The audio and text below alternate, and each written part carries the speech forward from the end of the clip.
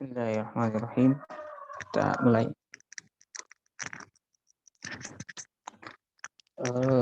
Mulainya agak telat. Tadi yang dari awal tuh siapa Mas Raihan ya? Satu Raihan. Rian Raihan. Bismillahirrahmanirrahim. Alhamdulillahirabbil alamin wa bihi nasta'inu ala umuri dunya waddin. Wassalatu wassalamu ala imamil anbiya'i wal mursalin sayyidina wa maulana Muhammadin wa ala alihi wa sahbihi ajma'in, amma ba'd. Nawaitu ta'alluma wa ta'lim wa naf'al intifa' wa tadhakkur wa tadhkir wal ifadah wal istifadah wal hath ala tamassuki bi kitabillahi wa sunnati rasulih.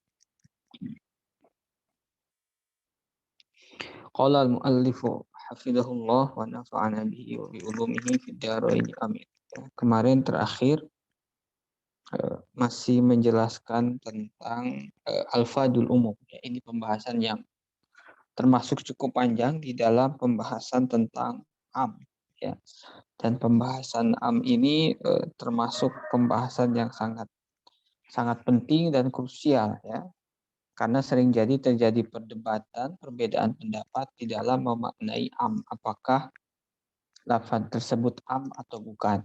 Kemudian ketika sepakat itu am, apakah amnya itu ditaksis atau tidak, ya. Atau bahkan nanti ada am muradu bihi khusus, ya. Ada am, lafadznya am tapi tidak dimaksud dengan lafadz am, maksudnya ya khusus. Itu sering ada kalanya terjadi juga, ya. Ada yang memang am tetapi ditaksis. Nah, itu sering terjadi perbedaan, ya. Ada harusnya itu am ditaksis tetapi sebagian tidak mentaksis. Maka kata saya pernah dengar siapa ya, Gus Bahar kalau tidak salah, ya. Salah satu yang sering orang sering terjatuh itu dalam memahami am, apakah am tersebut ditaksis atau tidak, ya. Apakah am tersebut memang berlaku untuk semua manusia, muslim atau non muslim, atau ditaksis. Itu sering bermula dari lafadz am, ya.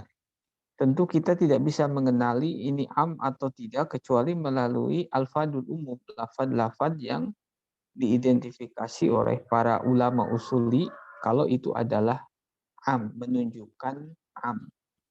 Nah, kemarin lafadz am itu ada yang al-am al-mustafad minal lughah bi ghairi qarinah, tanpa memerlukan pendukung yang lain karena lafadznya sendiri sudah secara sharih jelas menunjukkan am, ya. Kemarin kullun itu jelas yang paling sering, kullu nafsin dha'iqatul maut, ya. Kemudian yang lain. Ya, yang belum sekarang masuk kepada apa? Allazi yang ketiga.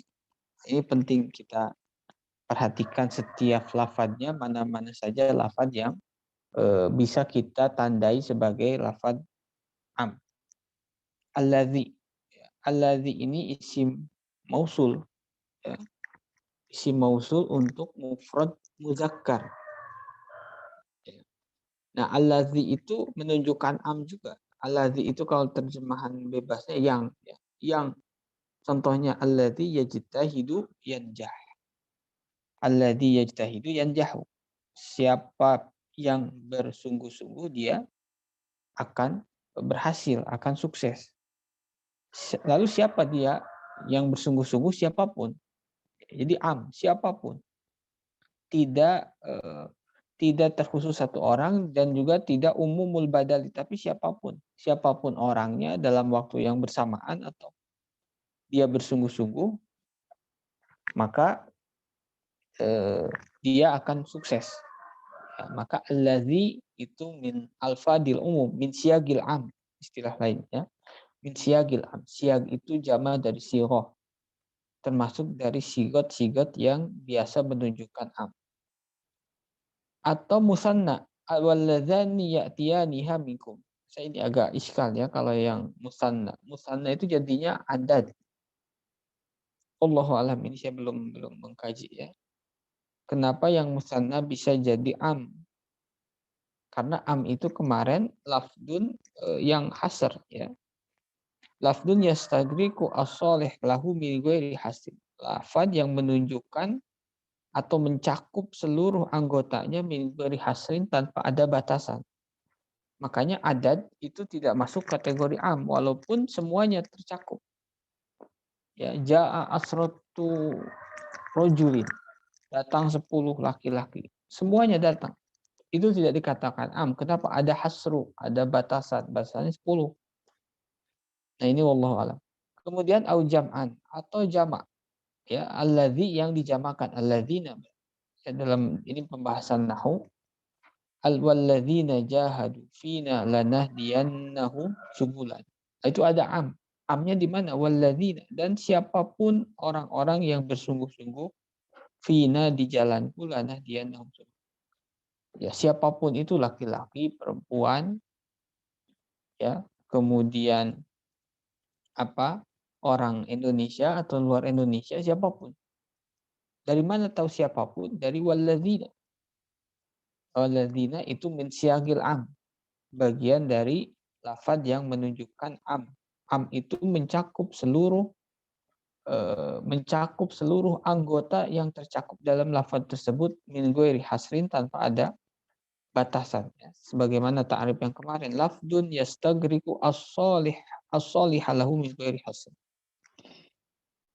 Yang keempat allati. Nah, ini mirip ya. Kalau allazi tadi muzakkar, allati muannas sama-sama isim mausul. Akrim allati tata'allam.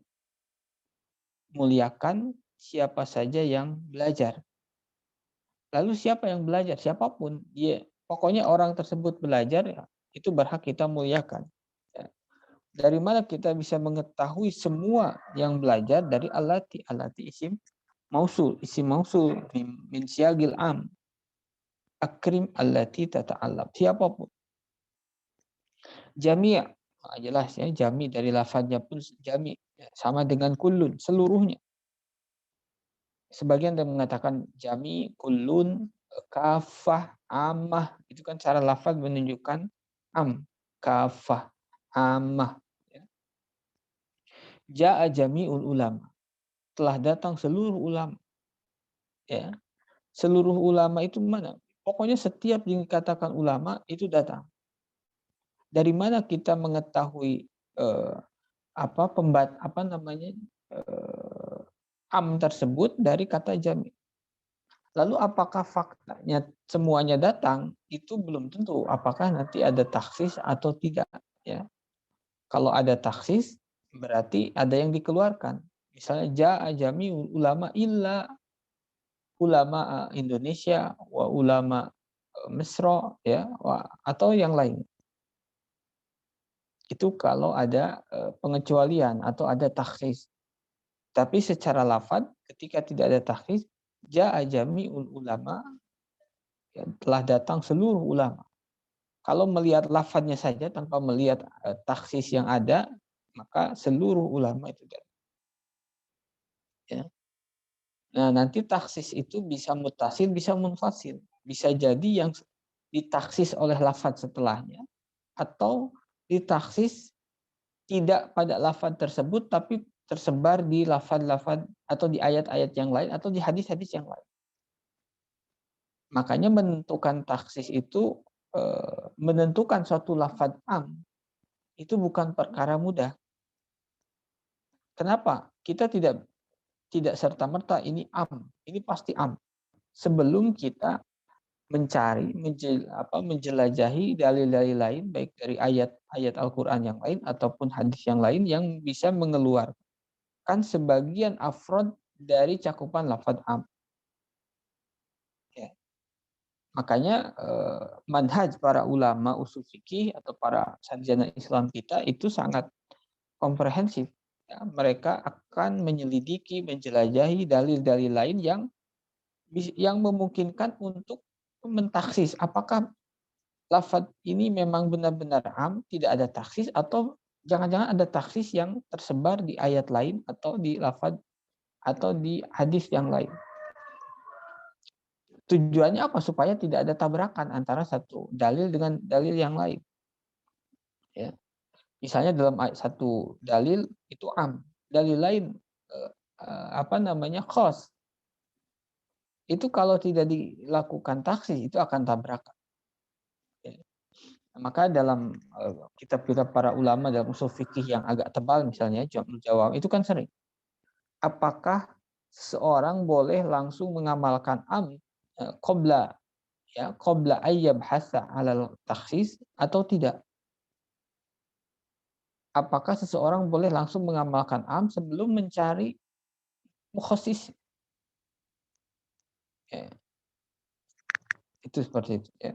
Makanya bagi orang awam itu sangat beresiko ketika dia tidak punya pengalaman. Ketika melihat bisa jadi dia langsung mengamalkan tanpa melihat dalil-dalil lain. Nah, kemudian yang keenam man. Ya, man ini pun dalam nahwu ya isim mausul. Secara maknanya itu memang digunakan untuk yang berakal. Wahia haqiqatun fil akil majazun fi ghairi. Tapi ada kalanya digunakan di ghairil akil, bukan yang berakal, yaitu bukan manusia, tapi itu jadinya majaz. Ya, majaz itu menggunakan lafadz fi ghairi ma wudi'alah, di luar penggunaan asal. Penggunaan asal man itu lil akil, tapi bisa jadi digunakan li ghairil akil tapi ala sabilil majaz. Majaz itu ala khilafil asli, bukan penggunaan asalnya. Asal itu hakikat. Tapi bisa digunakan majaz yang hakikat tidak. Ya. Ya dalam percakapan kita sehari-hari ya atau dalam bahasa-bahasa puisi itu kan banyak menggunakan majaz. Yang dimaksud itu bukan lafadz asli dari lafadz tersebut atau dari kata tersebut, tapi majaz atau metafor. Ya. Nah, contoh man itu yang menunjukkan makna baik man syartiyah, artinya man menunjukkan syarat. Man ya'mal su'an yujizami. Ya, tahu dari mana syartiyah? Ya, fi'il mudhari'nya jadi majzum. Ya. Man ya'mal barang siapa yang mengamalkan berbuat buruk su'an. Ya, keburukan yujabi akan dibalas. Itu mannya man istifhamiyah. Man syartiyah. Barang siapa artinya jadi barang siapa. Siapa saja. Barang siapa jadinya siapa saja yang berbuat keburukan yujabi akan dibalas. Tetapi balasan ini beda dengan karma. Ya, jadi kalau tanyakan apa dalam Islam ada karma, ya tidak. Karena konsep karma dalam Hindu itu berbeda dengan jaza dalam Islam.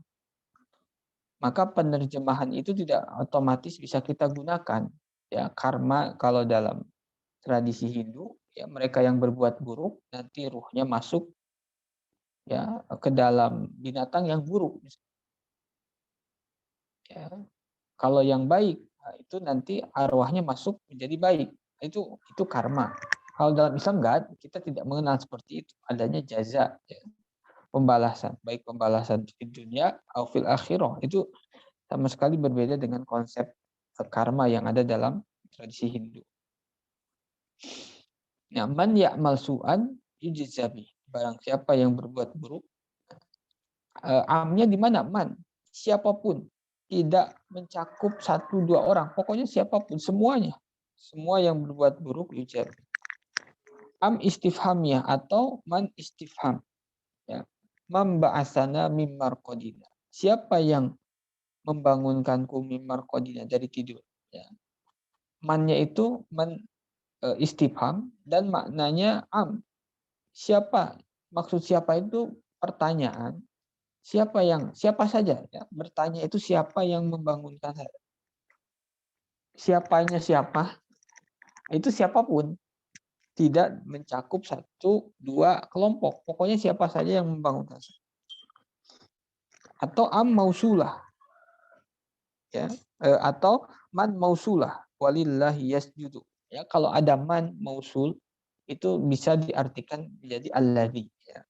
Sama seperti ma mausul atau mausulah berarti bisa kita artikan menjadi alladzi.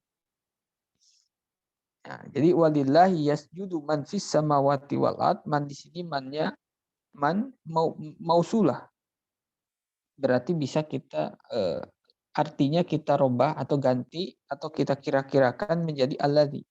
Walillahi yasjudu alladzi fis samawati wal ard. Dan kepada Allah bersujud semua yang ada di langit dan di bumi. Yang ada di langit dan di bumi. Ya. Ini kalau man asli itu kan al-akil. Tetapi ini penggunaannya majaz. Ya. Karena yang di langit di bumi ada yang berakal, ada yang tidak. Akal itu karakter atau sifat yang hanya dimiliki oleh manusia. Makanya hayawanun natik, manusia, hayawan yang berakal. Hayawan di sini dalam tradisi ulama kita itu bukan binatang, ya. Terjemahan yang salah ketika al-insan hayawanun natik. Manusia adalah binatang. Oh, itu terjemahan yang salah. Hayawan itu bukan binatang dia terjemahkan. Mungkin dalam konteks lain bisa ya, tapi dalam istilah para ulama ketika mendefinisikan al-insan hayawanun natik itu hayawan di sana al-jismun namin hassasun mutaharrikun bil iradah, ya. Jisim yang berkembang, fisik yang berkembang, jismun namin hassasun yang sensitif menerima pengaruh dari luar, mutaharrikun bil iradah yang bergerak karena keinginan. Maka masuk binatang, manusia. Ya. Manusia kan bertumbuh, binatang tumbuh, bergerak dengan keinginan. Ya. Nah, natik itu berakal. Bedanya binatang, ya, binatang dengan manusia itu ada pada natik. Nah, di sini lillahi yasjudu man fis sama, mannya di sini man mausulah dan juga majaz. Majaznya kenapa? Man itu aslinya lil akil, sedangkan alladzi fis samawati wal ard itu bisa yang akil, bisa yang berakil. Ya. Jadi yang sujud kepada Allah itu semua, ya, semua yang ada di langit dan di bumi. Dari mana tahu semua? Dari man. Mannya man mausulah yang maknanya alladzi. Dan bersujud kepada Allah yang ada di bumi dan di langit. Yang ada di langit dan di bumi. Yang ketujuh, ya, wahiyya haqiqatun fi ghairi akil majazun fil akil. Ini kebalikan dari man. Kalau man itu maudu asalnya, makna asalnya atau penunjukan awalnya dalam bahasa Arab itu untuk yang berakal. Adapun itu li ghairil akil, itu asalnya. Tapi ada kala digunakan tidak seperti itu, ala sabilil majaz. Digunakan untuk yang ghairul akil itu hakikoh. Digunakan untuk akil itu majaz. Ya. Contohnya indakum yanfad wa ma indallahi baqin. Apa-apa yang ada pada kalian yanfadu, ya, yanfadu itu musnah. Beda dengan yanfadu itu lolos, ya, berhasil. Kalau ini yanfadu. Apapun yang ada di kalian yanfad, dan apapun yang pada Allah baqin itu kekal. Ya. Amnya di mana? Apapun.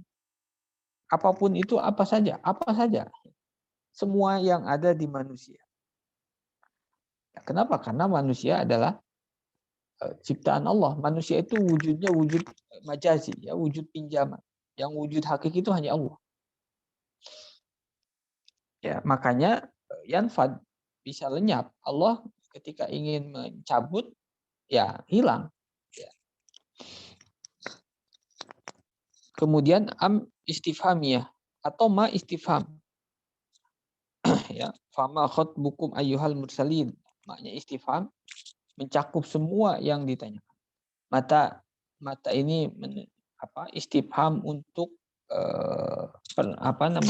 zaman, waktu. Mata hadzal wa'd. Kapan janji ini?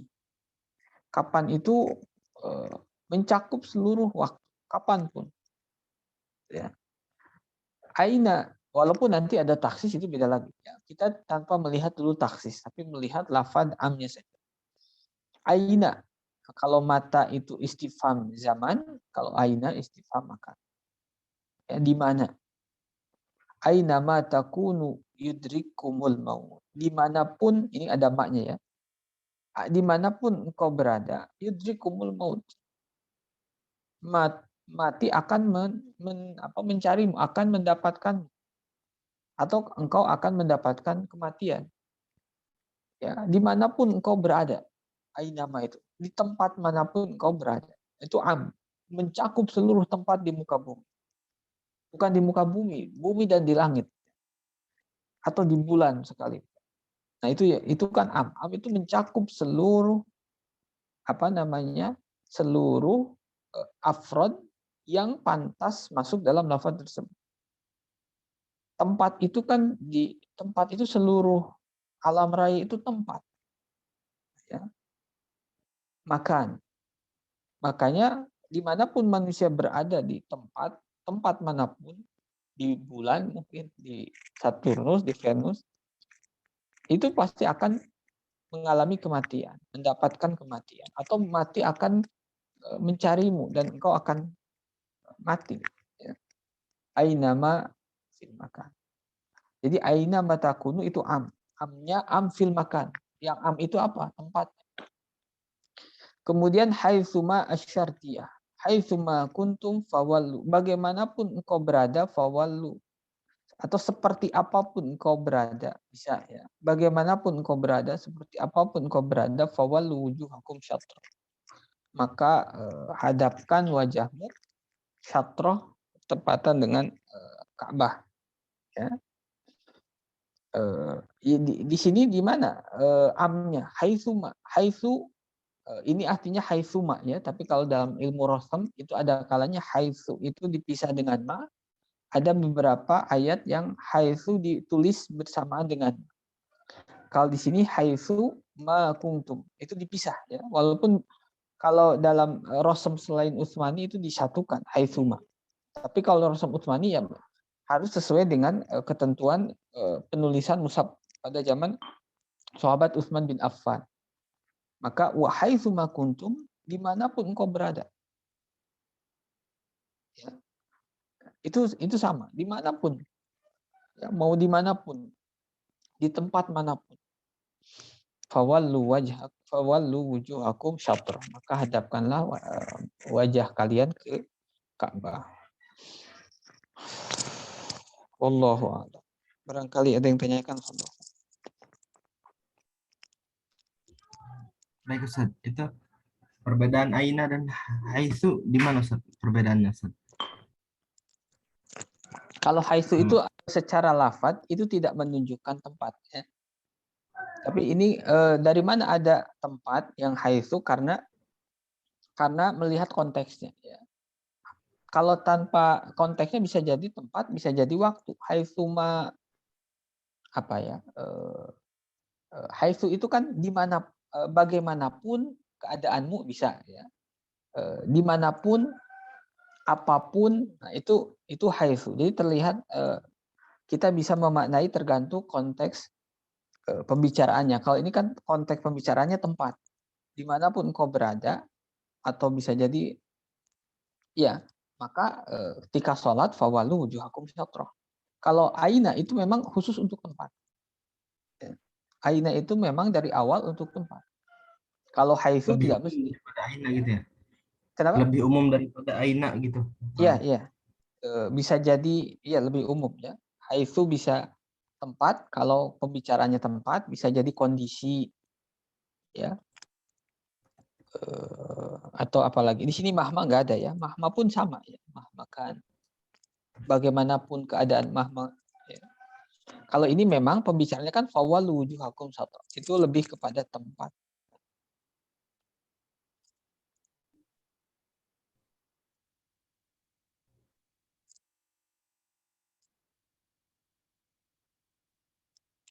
Silakan kalau ada. Nah, ketika kita sudah mengenali beberapa lafadz am, lalu kita bisa membacanya atau menerapkannya dalam Al-Quran, dalam hadis. Itu baru tahap awal kita mengetahui mana yang am. Lalu setelah itu kita nanti berkewajiban untuk mencari taksisnya kalau memang ada. Nah, jadi tahapan berijtihad itu masih ada 2 tahap ya untuk menentukan ini apakah benar-benar am atau tidak.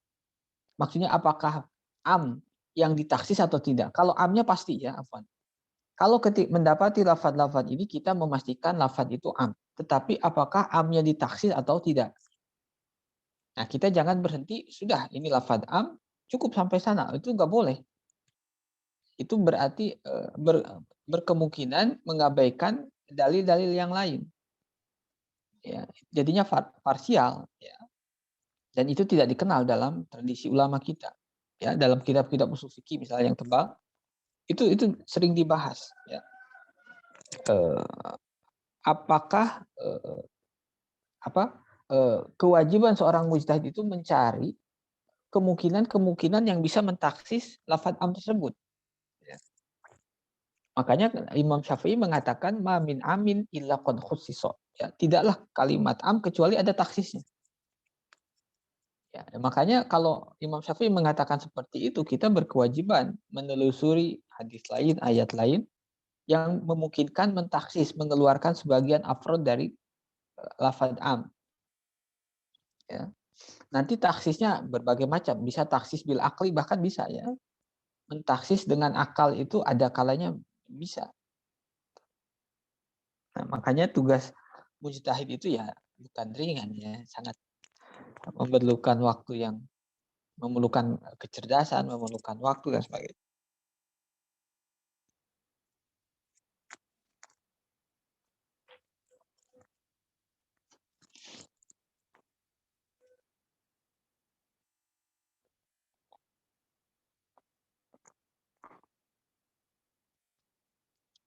Ada lagi silakan.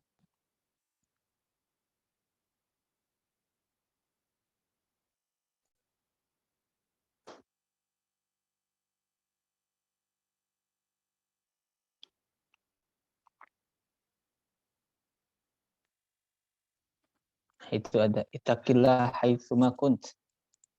Nah, takwalah ya itu sama ya, haitsuma kunt. Kalau itu sepertinya nggak ada taksis. Takwa itu kapanpun dimanapun. Ya.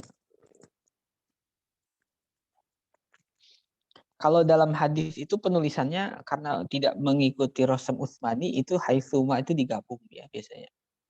Kalau ayat Al-Qur'an itu tidak boleh digabungkan kalau memang Rosem Utsmaniyah dipisah. Walaupun ulama berbeda pendapat ya dalam hal itu. Ada yang mengatakan walaupun jumhur tulislah Al-Qur'an sesuai dengan Rosem Utsmani, tidak boleh itu jumhur ya. Sebagian pendapat misalnya Imam Az-Zarkashi ya. Itu Imam Zarkashi itu tidak ya, ikuti penulisan sesuai dengan standar bahasa Arab biasa. Itu ada yang seperti itu. Ya. Tapi itu pendapat yang sangat sedikit.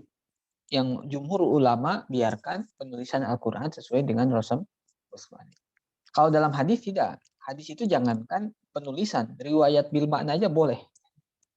Apalagi menuliskan. Kalau Quran nggak ada istilah riwayat bil makna. Semua ulama sepakat tidak boleh. Kalau hadis riwayat maknanya dia menyampaikan makna yang disampaikan Rasulullah walaupun lafadznya tidak persis sama. Kalau Al-Quran tidak boleh riwayah bil makna, tidak boleh merubah huruf, merubah tulisan, rosamnya. Kalau hadis riwayah bil maknanya boleh, penulisannya sesuaikan dengan penulisan. Ya, walaupun ada syarat-syaratnya, riwayah bil makna itu kan para ulama membolehkan bisyurut, tidak mutlak ya, ada syarat. Pertama orangnya harus yang paham benar dengan bahasa Arab. Ya, jadi ketika memahaminya benar, kemudian mengungkapkan kembali dengan lafadznya sendiri, itu pun tepat. Ya, kalau yang nggak paham nanti mengungkapkan dengan bahasa Arab yang salah. Makanya salah satu penyebab waham atau hadis ma'lul itu, hadis yang ada ilahnya salah satunya faktor riwayah bil ma'na. Ya. Jadi kekeliruan di dalam menyampaikan kembali redaksi atau makna yang dari Rasulullah SAW.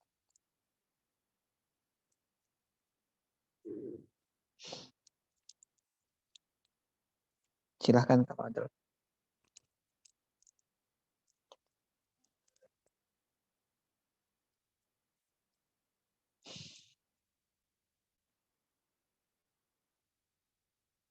Kalau bagusnya di setiap siagul umum ini, lafadz am itu kita hafalkan, kita perhatikan, cermati, nanti bisa dilihat atau dipraktekkan di dalam mendapati ayat-ayat Al-Quran atau hadis.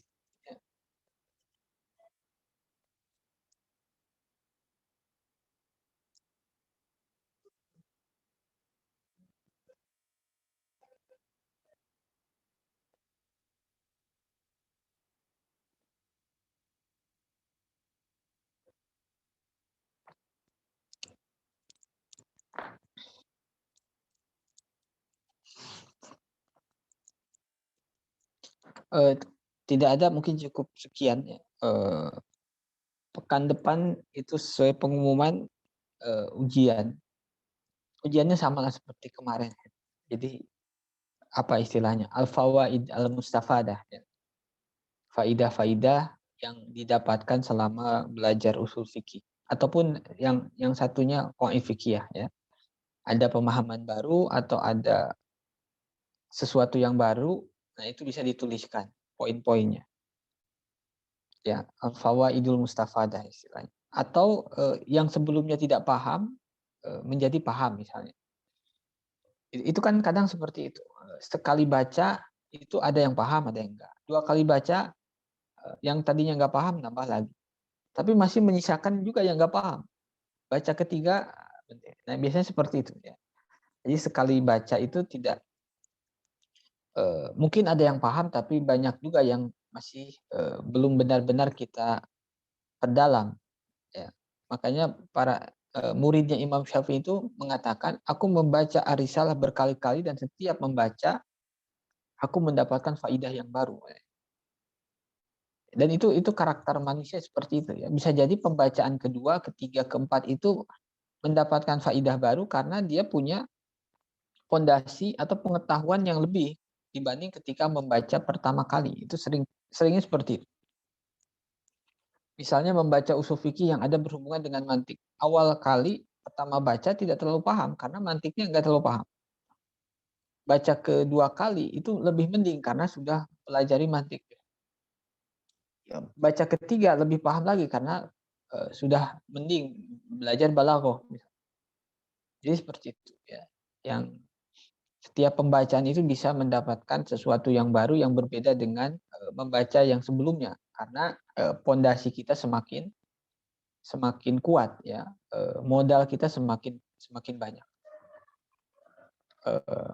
Makanya sering gini yang saya ketemukan, belajar sama ustadz ini misalnya 2 kali itu nggak paham-paham, pindah dengan ustadz yang ketiga menjelaskan hal yang sama itu jadi paham. Itu bukan semata-mata karena ustadznya, tapi dia sudah belajar 2 kali sudah punya dasar. Pas yang ketiga kali dia paham ya qadarullah. Itu sering seperti itu. Oh kok di ustadz ini paham, di ustadz sana 2 kali nggak paham-paham. Karena di ustadz itu yang pertama kita belum punya modal. Ketika sama ustadz yang baru misalnya, kita sudah 2 kali punya dasar. Jadi lebih mudah memahami. Ya. Itu yang sering, yang kadang saya alami dan juga banyak orang alami itu biasanya seperti itu.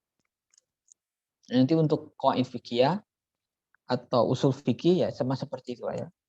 Apapun itu, apapun fawaid, apapun yang dirasa lebih dipahami ya silahkan dituliskan. Yang ada di kitab pun nggak ada masalah. Saya yang di kitab itu dituliskan karena memang saya lebih paham misalnya sekarang itu dituliskan lagi nggak ada masalah. Al-fawaid al-mustafadah. Atau hasil renungan sendiri nggak ada masalah.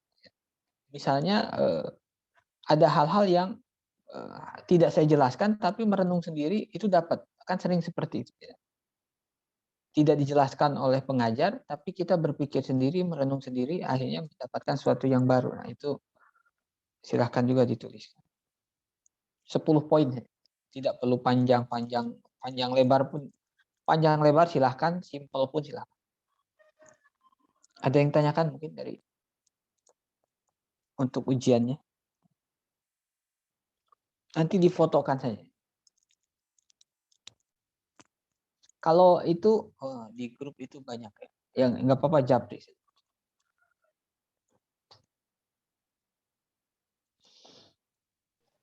Berapa poin Ustaz yang di sini? 10 saja. 10.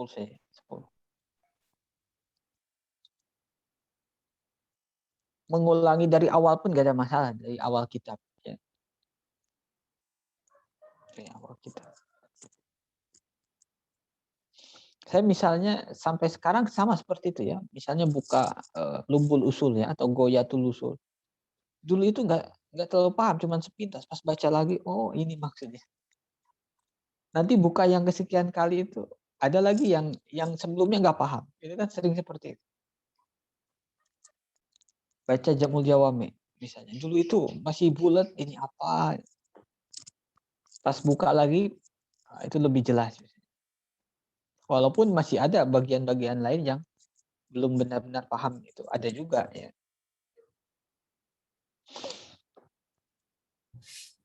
Jamul Jawami itu ada syarahnya, Ustaz, yang saya baca. Banyak. Jawami itu paling banyak syarah. Tapi kalau matanya singkat ya, sama ya? Matanya singkat, tapi syarahnya, hasyiahnya itu paling banyak. Yang sering digunakan itu Al-Mahalli ya, Imam Mahalli. Imam Mahalli itu yang mensyarahi Waraqat juga. Mahalli itu yang buat Jalalain, tafsir Jalalain, Jalaluddin Mahalli, Jalaluddin Suyuti. Kalau hasyiahnya yang terkenal Al-Attar ya, Hasyiatul Bannani. Hasyiah Al-Bannani ala Syarhi Al-Mahalli. Ada juga Hasyiatul Attar. Itu ilmu ini ya, ilmu yang luar biasa. Tapi memang senjatanya perlu kita siapkan ya, ilmu mantiknya perlu siapkan, balagon. Untuk membongkar syarah sama hasyiahnya itu memang cukup berat. Memahami baca kitab itu apakah memang bisa kita baca, apa harus ada guru yang menjelaskan, Ustaz? Kalau untuk dasar itu, kalau menurut saya tidak bisa, agak sulit tanpa guru ya. Kalau yang dasar-dasar ini. Tapi untuk syarah hasyiah itu biasanya tidak, yaitu baca sendiri. Makanya ada kitab-kitab yang dipelajari, ada kitab yang untuk dibaca sendiri. Majmu' itu kan fawaidnya luar biasa. Tapi jarang dijadikan muqarrar karena kepanjangan. Atau misalnya Tuhfatul Muhtaj dalam bab fikih. Itu kan nggak ada yang membaca atau jadi muqarrar, jadi silabus fikih Syafi'i itu nggak ada Tuhfatul Muhtaj. Yang adanya Minhajut Thalibin, matannya. Kalau matanya ini dibaca dengan guru, hampir di setiap tempat dibaca. Jadi kalau yang kalau untuk dasar-dasar awal-awal itu harus dengan guru. Ya. Kalau tanpa guru itu resiko salahnya besar, kemudian lama, sangat lama. Ya. Ini mungkin berbeda dengan kopi. Kopi itu autodidak bisa. Ya. Saya kemarin ngobrol dengan tukang kopi besar di sini. Dia punya alat yang banyak. Dia 6 bulan autodidak itu bisa sendiri. Dan sekarang pusat kopi di sini di Klaten. Dia mengatakan saya 6 bulan itu otodidak. Nah, kalau kitab, apalagi ilmu agama itu enggak bisa. Ya. Di awal-awal itu perlu ada guru. Dan kita tidak mendapati para ulama dulu itu yang belajar otodidak itu enggak ada. Semuanya berguru. Ya. Dan ya, orang ulama dulu bergurunya bukan 3 tahun, 4 tahun, 10 tahun. 20 tahun. 20 tahun. 15 tahun, 20 tahun. Nah, baru setelah itu mereka membacanya luar biasa. Ya. Ibnul Jauzi itu menghabiskan berapa? 200.000 jilid kitab. Wah, itu stamina membacanya ya luar biasa. Ya. Imam Asy'arani itu dalam Mizanul Kubra menyebutkan ulama-ulama yang membaca kitab sampai berjilid-jilid disebutkan ya ulama-ulamanya. Salah satunya Ibnul Jauzi. Rata-rata ulama kita dulu ya pembaca ulum, ya pembaca luar biasa. Dan mereka tidak hanya mengandalkan nalar rasional, tapi juga dibarengi dengan ruhiyah. Ya.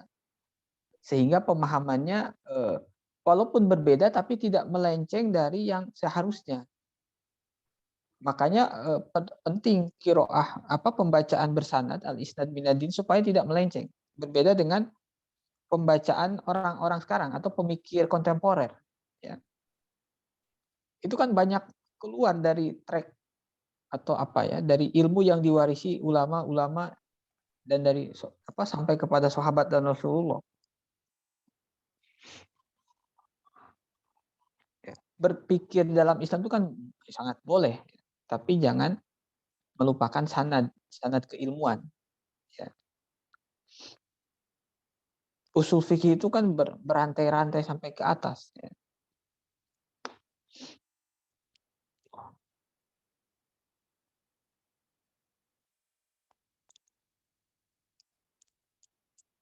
Cukup mungkin ya. Sudah 6:30. Itu saja yang saya sampaikan. Wallahu a'lam bishawab. Assalamualaikum warahmatullahi wabarakatuh.